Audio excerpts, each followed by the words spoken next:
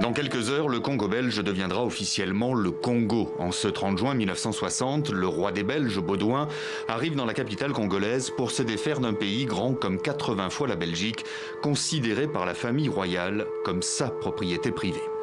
L'indépendance du Congo constitue l'aboutissement de l'œuvre conçue par le génie du roi Léopold II. Un discours paternaliste, contrecarré dans les minutes qui suivent par celui qui joue un rôle majeur dans l'émancipation des Congolais, le Premier ministre Patrice Lumumba, une prise de parole entrée dans la postérité. Nous avons connu les ironies, les insultes, les coups que nous devions subir matin, midi et soir, parce que nous étions des nègres. Le leader du mouvement national congolais, le panafricain, l'anticolonialiste, dit tout haut ce que les autres pensent tout bas, voire même parfois le chantent.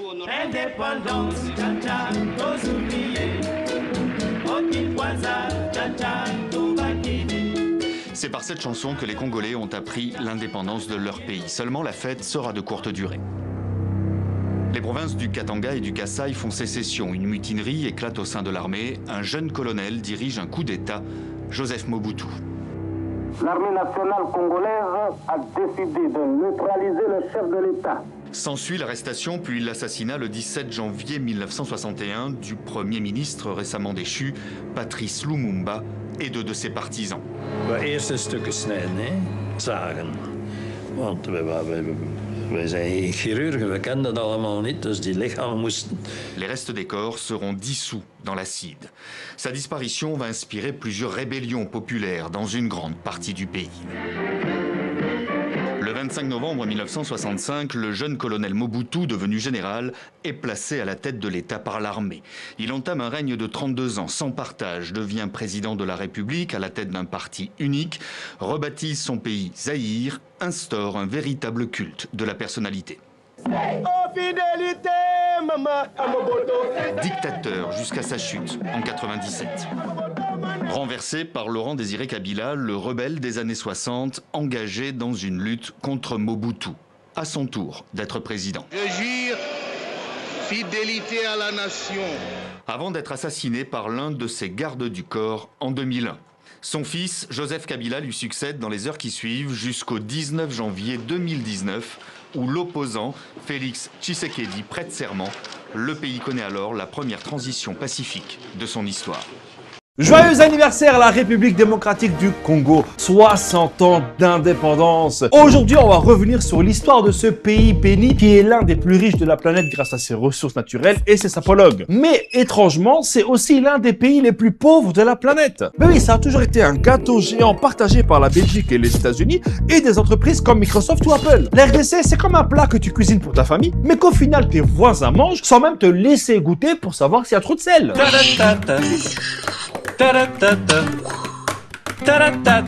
Évidemment, on ne peut pas parler de la RDC sans parler de la Belgique. Deux pays intimement liés, unis par les liens forcés du colonialisme. Et je te le dis direct, tu vois la Belgique comment tu la vois? Eh bien, sans le Congo, elle s'appellerait pas Belgique, mais plutôt Moche-gique. Et retrouvez-moi tous les jeudis pour des jeux de mots de folie.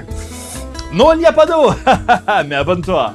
Alors, petit cours d'histoire. Le jeune Abdel est né le 31 mars 1989. Ah non, excuse-moi, c'est encore bien avant.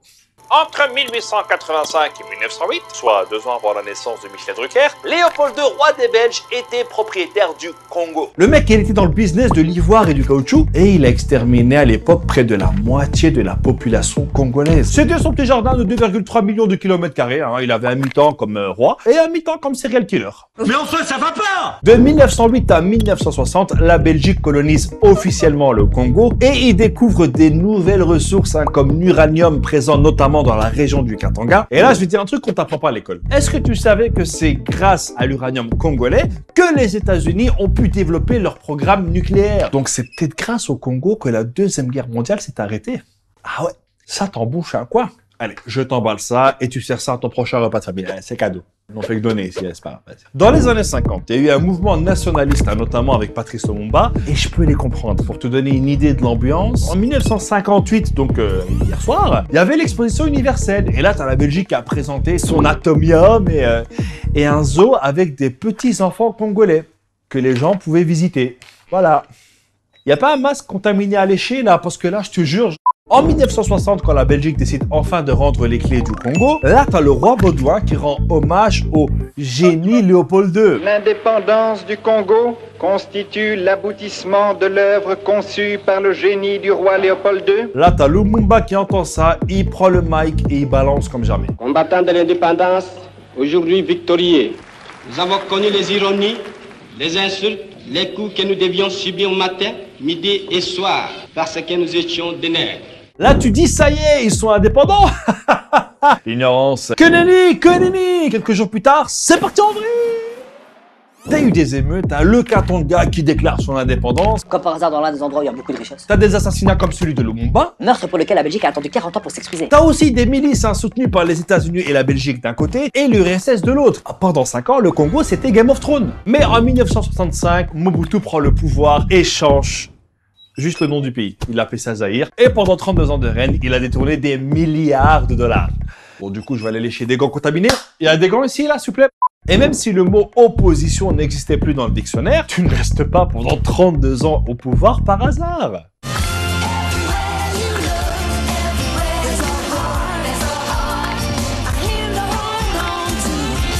Pas comment vous faites là, malgré le travail, vous êtes toujours dans une forme extraordinaire. En 1996, Laurent Désiré Kabila mène une rébellion et renverse Mobutu, avec le financement d'entreprises comme American Mineral Field. American Mineral Field. Sacré suédois. Et c'est là que commencent 2 guerres successives qui feront plus de 6 millions de morts. Et c'est surtout là que le chaos a fait un enfant qui s'appelle le pillage. Il n'y a toujours pas d'eau. Là, t'as Kabila qui passe des deals avec le Rwanda et l'Ouganda, entre autres, du style « Donnez-moi un soutien militaire et je vous mets bien. J'ai des mines là, frérot, ça vaut de l'or, mais vraiment de l'or. » Là, en 2001, t'as Kabila qui est assassiné.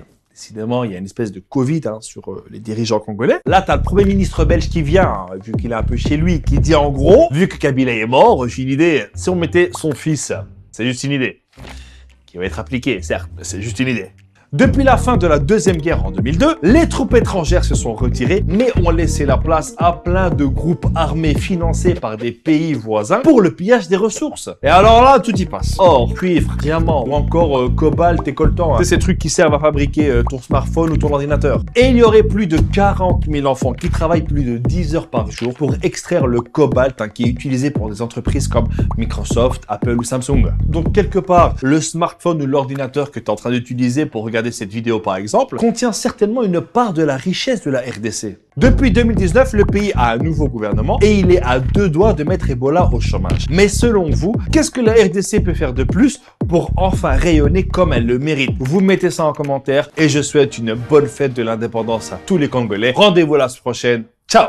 Avec vous, Hélène Frade. Bonjour Hélène. Bonjour Pauline. À la une, cette enquête de l'agence Associated Press sur la campagne brutale de contrôle des naissances menée par les autorités chinoises au Xinjiang à l'encontre de la communauté ouïghour, mais pas que. D'autres minorités également seraient concernées, basées sur des statistiques du gouvernement chinois, des documents officiels et des entretiens avec d'anciennes détenues. Cette enquête, relayée par notre site de France 24, montre que l'État chinois soumet les femmes de ces minorités, principalement musulmanes, à des tests de grossesse, les force à se faire stériliser ou à avorter. Des mesures assorties de menaces de détention, selon les journalistes d'Associated Press, qui ont découvert qu'avoir trop d'enfants, entre guillemets, pouvait être une raison suffisante pour être envoyés dans des camps. Si les autorités chinoises n'ont pas répondu aux questions d'AP, Pékin a déjà expliqué dans le passé que ces mesures étaient justes, car autorisant les membres de la communauté des Han majoritaires à avoir le même nombre d'enfants que ces minorités. Des experts estiment, eux, que ces mesures peuvent être qualifiées, je cite, de génocide démographique. Dans la presse également aujourd'hui, Hélène, le 60e anniversaire de l'indépendance de la République démocratique du Congo, la RDC. Cet anniversaire qui intervient, on le sait, en plein débat sur le passé colonial de la Belgique et dans le sillage des manifestations contre le racisme et les violences policières, est marqué cette année par une première, les regrets exprimés par Philippe de Belgique pour les actes de violence commis au Congo sous son ancêtre Léopold II, dont des statues ont été vandalisées ces dernières semaines dans le royaume. Le soir salue, je cite, un geste nécessaire qui grandit le roi et son pays. Un geste jugé d'autant plus difficile pour le souverain qu'il s'inscrit en rupture avec l'attitude du roi Baudouin qui était l'oncle et le mentor du roi Philippe. Le passé colonial de plus en plus contesté également au Sénégal. D'après la Croix, les manifestations aux États-Unis depuis la mort de George Floyd ont éveillé les consciences et relancé les revendications anticolonialistes de l'ancienne colonie française, où le débat porte notamment sur la réinstallation ou non d'une statue du général Faidherbe Saint-Louis, dont il fut le gouverneur au XIXe siècle. Certains Sénégalais s'opposent à ce que l'œuvre regagne son emplacement. Ce symbole de la domination, de l'aliénation finira dans le fleuve. On a nos héros à honorer, a notamment réagi et prévenu le blogueur Tierno Dico. En France, on l'évoquait à l'instant avec Christophe, le président Macron a annoncé hier qu'il reprendrait la quasi-totalité des mesures proposées par la Convention citoyenne sur le climat. La Libération note que cette annonce intervient opportunément au lendemain de la victoire des Verts au municipal, d'où cette une reprenant le titre du célèbre film À la poursuite du diamant vert.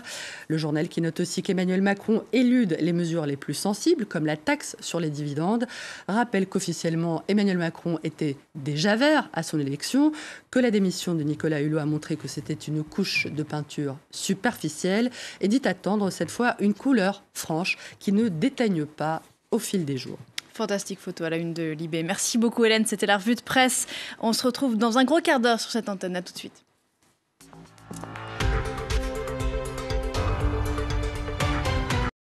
Abonnez-vous sur notre chaîne YouTube en cliquant sur la cloche. Likez, commentez et partagez la vidéo. Abonnez-vous sur notre chaîne YouTube en cliquant sur la cloche. Likez, commentez et partagez la vidéo. Abonnez-vous sur notre chaîne.